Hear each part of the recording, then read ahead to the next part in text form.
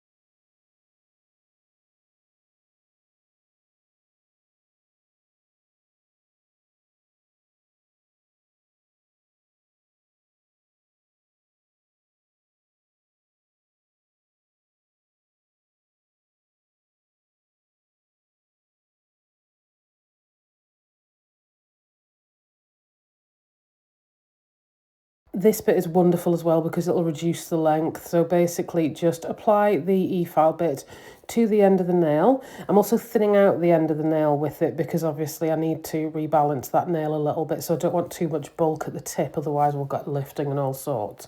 But basically I am just reducing the length by placing the e-file bit on the nail at a 90-degree angle and just moving it along like to the right. So next we're going to start with our prep, using talcum powder to dehydrate. Then we're going with the metal pusher to start lifting that cuticle to create a pocket for my e-file bit to go in and clean the non-living tissue off the nail plate. I will normally at this point as well hook a little brush onto my little finger, and I can use that to clean it up as I go along, because this is all very well and good, but when I'm starting with my e-file bit, I'll normally try and dust some of this off because I don't want it to be, I want to see where I'm going basically, and if I have too much talc I won't be able to.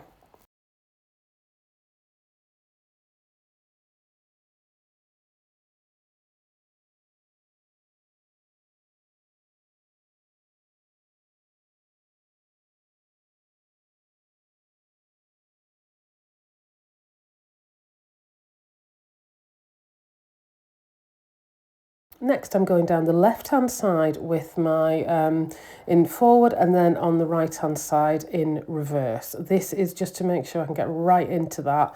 I'm applying little to no pressure. I'm working at around about 16 RPM, but this one's quite a fine bit, so it's absolutely fine. Doesn't cause any damage to the natural nail plate. I'm also making sure that I'm working parallel, and I think I had the brush on the wrong way around.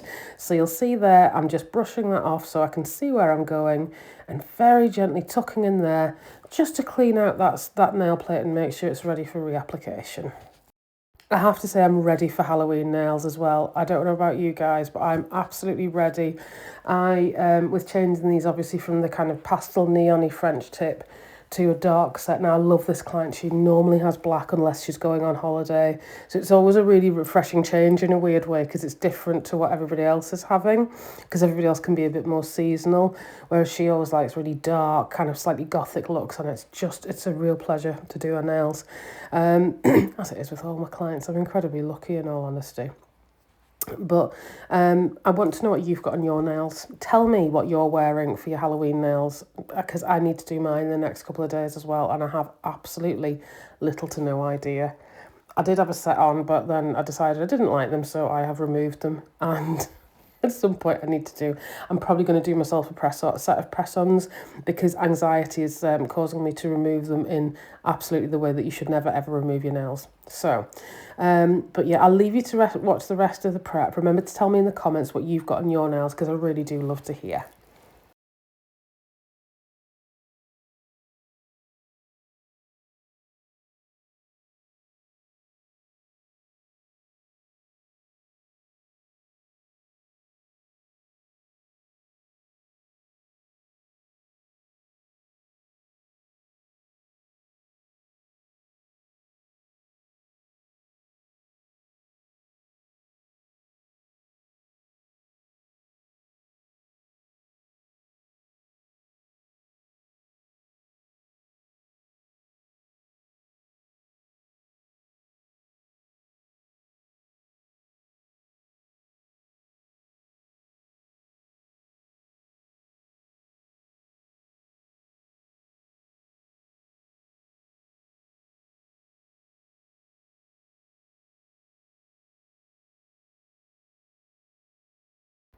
Next, we're going in with our cuticle scissors. These ones are from Katie Barnes. As always, I don't think I'd use anything else. If you have any that you'd recommend, give me a shout. I always like to test new products. But I am a bit of a Katie Barnes stan because I find that although they're probably a little bit more pricey in the first instance, to be fair, she always has loads of sales on here and there. Like at the minute, I think, or certainly recently on TikTok Shop, you could get these for half price, so it was only 15 quid. And I know people balk at that, but if you think about how often you'll use them and they will last for years. So yeah, I just really rave about them. They're still super sharp, fantastic to work with, and I've had them for absolutely ages. I've got a couple of pairs so I can rotate and make sure they're really thoroughly cleaned and everything. But yeah, and also really easy to clean too and proper get in there. So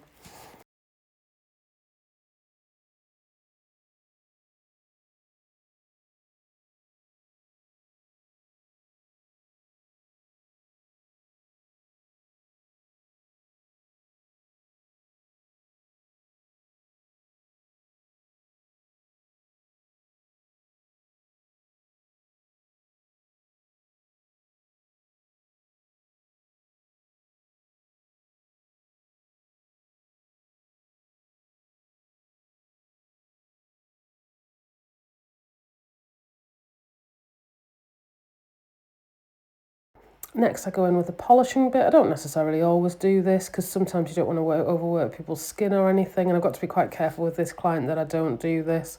But this is a really, really fine bit. So she works a lot with her hands. So I like to try and get some of the dry skin off for her so it feels nice and kind of fresh. So this is basically just exfoliating the skin around the nail. I'm not really touching the nail plate at all. I'm just getting that nice and clean so that you'll see in a minute when I go in to apply the acrylic how much easier it is.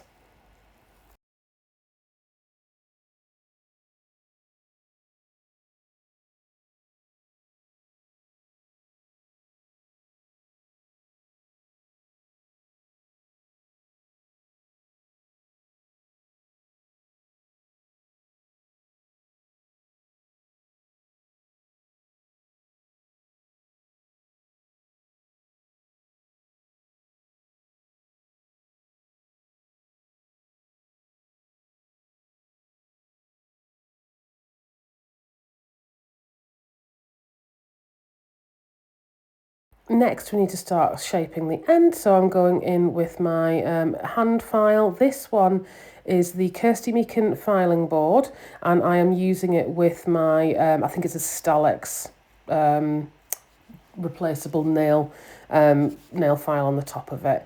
So I use a fresh one for every client. I find it really cheap. And also, I just find that it really helps me get that lovely crisp shape. Once you're all cleansed and prepped, I go in with my dehydrator, which I use from Bexy Glow. In all honesty, dehydrator can be much of a muchness, so I'm not particularly precious about it. I have this one, and I really like the applicator brush because it's obviously a polish button, so it's a bottle, so it's a little bit easier to use. So yeah, I really, really like this one. But any dehydrator you've got that with your system is absolutely fine. And then, as always, 2 coats of the Young Nails Protein Bond. You only really need to use this on the growth area, because this client, like I say, very rarely has any lifting at all now, and I do think a large part of that is prep, but also I think the 2 coats of Young Nails Protein Bond does not hurt.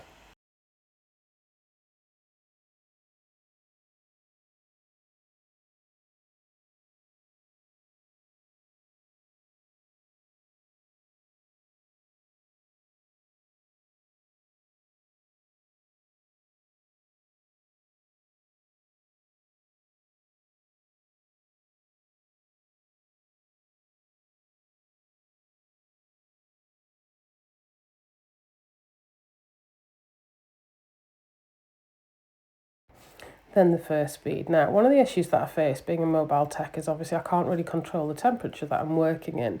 So from memory, it was a little bit cooler in the house this day. So beads were a tiny touch more, a tiny touch wetter than I anticipated. But in all honesty, it applied really, really well, so it wasn't really an issue. But you'll see there, I've just applied the cuticle bead. I'm just gently moving that in. I'm trying not to touch it too much, but I'm trying to smooth it because obviously I want minimal filing, because that's the bit that, frankly, I cannot be bothered with at the end. So if I can do more with my brush, then I absolutely will do. And then particularly for this client, because of the shape of her nails, because they do curve down, I will use just a little bit of acrylic at the tip. What I do love about this client as well, and this is when you kind of, you know you're a real nail tech, is I love the shape of her nail beds. Nice and long and slender and super easy to work on. But anyway, I digress. The little dapping dish that I've got to the right hand side I've stopped using because it went a little bit rusty, so I am returning it to the to Amazon where I got it from. So at the minute I probably wouldn't recommend that. Although I loved it, and I'm a bit annoyed that it stopped working. But if anybody knows a monomer resistant dapping dish this style, that kind of only releases the amount of monomer I need, please let me know. So I'm just applying tiny little beads, as I said, by the cuticle there, and then I'm placing another bead at the tip of the nail there. So you'll see in a moment I do that. No, I don't. I go in with my next bead. I think that nail was probably straight enough. If you don't need to apply the product, don't apply the product. Shows as like a point of finger doesn't do it as much. It tends to be, I think if from memory, it might be more the middle one. But you'll see here I've placed that on, and then anywhere I feel like I need to build it up, I'm always looking from the side. Look, I'm not touching that too much. I'm allowing the acrylic to do its own thing and kind of self level a little bit. And then I'm going in, I think I did go in with a bit of a tip bead at this one. Yeah, just a tiny little bead there because I don't want any kind of divots in the middle because it makes it really difficult to file. So I'm smoothing that up and I'm just getting it in the shape. You'll notice I'm using my brush there to smooth it off and then to get those side walls in as well. Again, minimise any filing that we've got.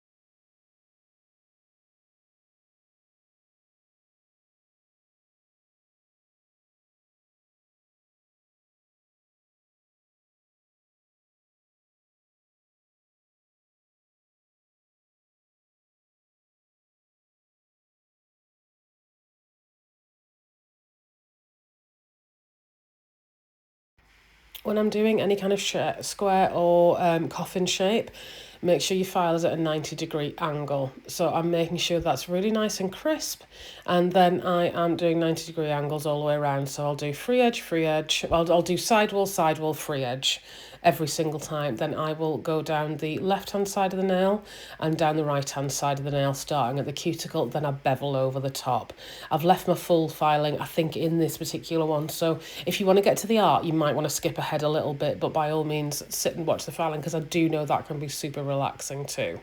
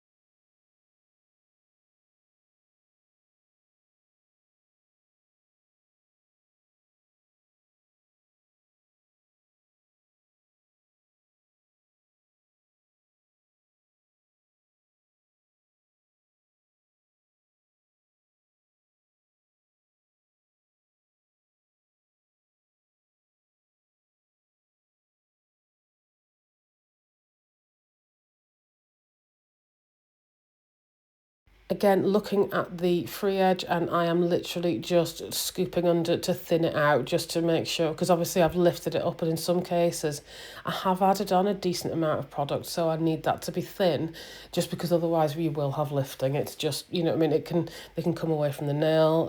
It balances the nail badly.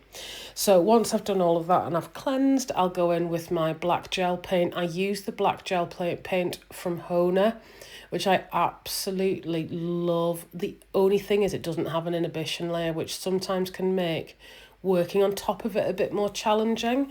I mean, I tend to use it anyway just because the pigment's beautiful, and sometimes I can get away with just one coat if I'm going in with I think I only used one coat on this one because I was going in on the top with some cat eye gel, and I only wanted really just a coverage.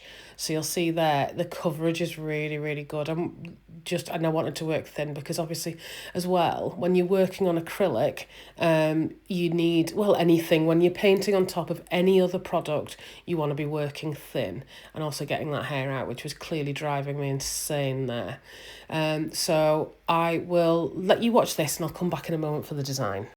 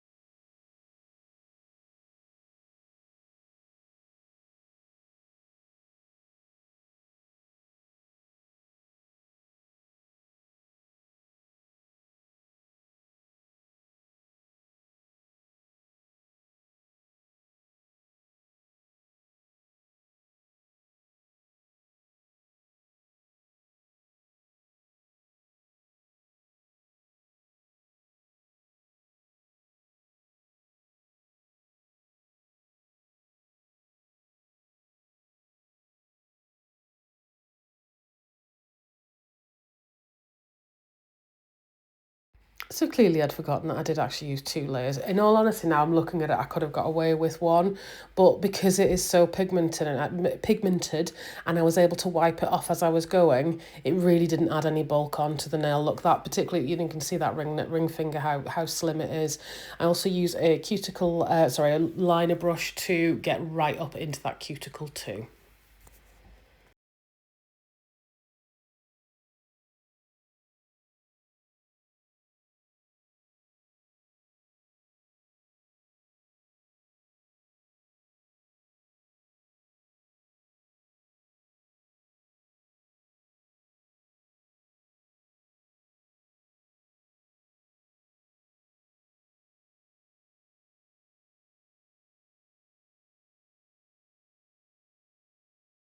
Now for the design. So we're going to go in with 1 layer of the cat eye polishes that I got from Amazon. These ones are from Model 1. They've got a few different ranges.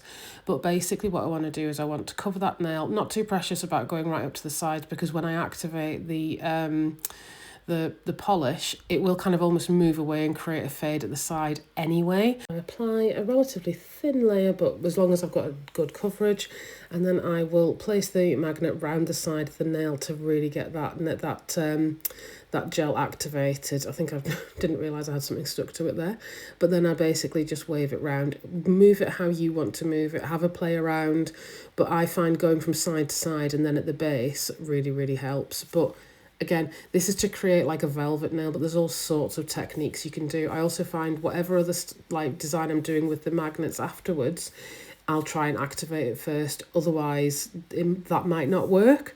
I think in the middle nail, I'm doing like a swirl, and I had to activate the magnets by doing this, creating the velvet look first, and then going around the side. But yeah, that's me faffing, as per usual, faffing a lot.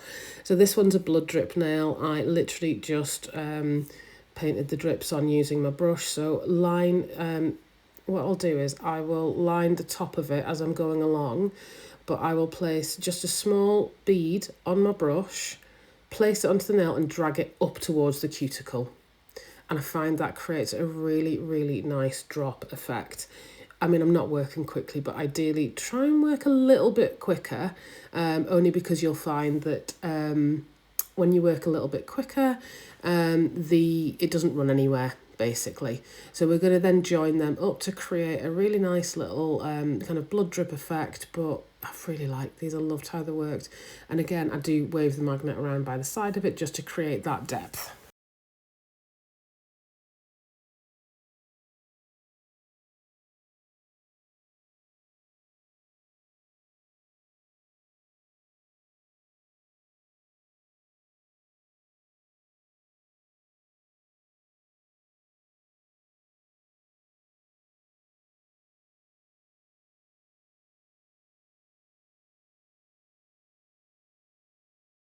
With cat eye, I will do 1 nail at a time as well and cure as I go along, because it can move from experience. So this particular middle nail was a swirl. So in a moment, you'll see how I do it. I basically paint it on, make sure it's a nice even coat, activate the magnet, and then getting one of the, I think it's like a pen magnet that I got in a kit, again, from Amazon.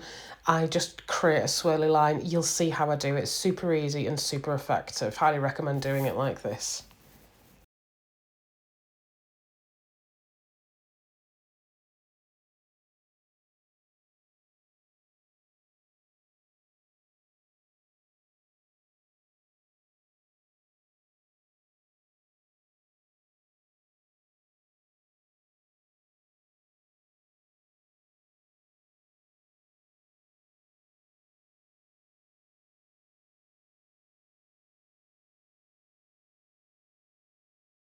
Next, for the pumpkins, activating the magnet first, the cat eye magnet first. There is a theme there, as you can tell, and then curing it, and then I'll go in with my design. Remember, with the likes of pumpkins, they're hand carved. Don't worry too much. The more awkward and kooky and weird they are, sometimes I think the better, obviously it depends on what your client wants, but just remember a lot of these things are open to kind of personal interpretation and what your client wants as well. So listen to that too. So I'll activate that, cure it, and then in a moment you'll see the design. So what I'll do is I'll let you watch the rest of the design. If you've got any questions about any parts of it, please do let me know in the comments. I always try and respond where I can. But then I will, once obviously I've done all of that, I'll top coat and I will come back at the end just to say thank you for watching.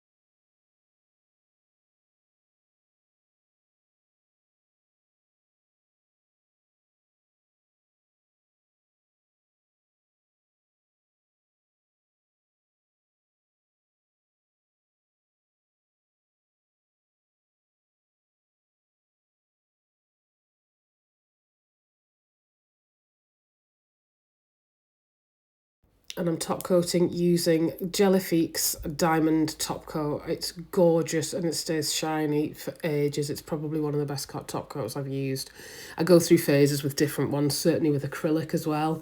And I absolutely rave about this one, and it matches my lamp, so I feel much more confident using it. So I tend to use all Jellifique products, from ground up, as it were.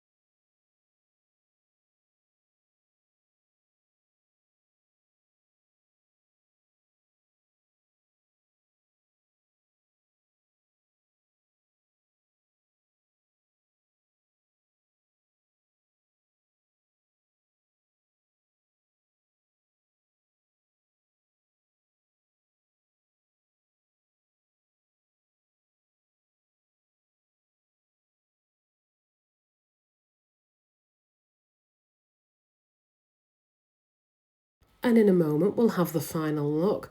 I do hope you like it, and I do hope you've enjoyed this video. If you've got any questions, please let me know in the comments. I would love to hear from you, and thank you so much for watching. Have a wonderful day. Bye now.